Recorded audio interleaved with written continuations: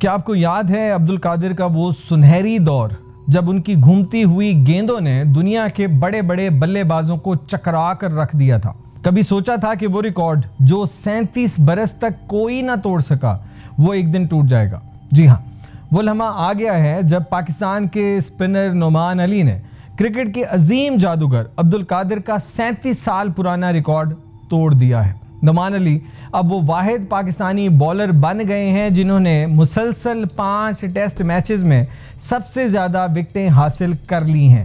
अपने कैरियर के 16वें से 20वें टेस्ट तक उन्होंने कमाल करते हुए 46 शिकार किए हैं। यही नहीं, गुज़िश्ता 12 माह के दौरान नोमान अली दुनियाए क्रिकेट के सबसे कामयाब स्पिनर भी करार पाए हैं।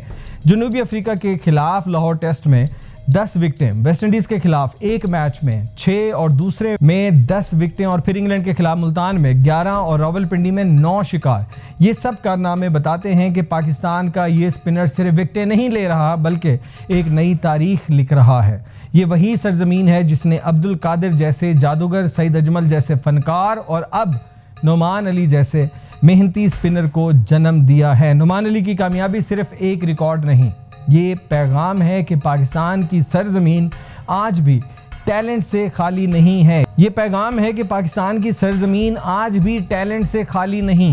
ये पैगाम है कि अगर जज्बा सच्चा हो तो ख्वाब कभी पुराने नहीं पड़ते। और शायद वक्त ने एक बार फिर साबित कर दिया है कि पाकिस्तान की स्पिन बॉलिंग अब भी दुनिया के लिए एक पहेली है। अल्लाह हाफ़िज़।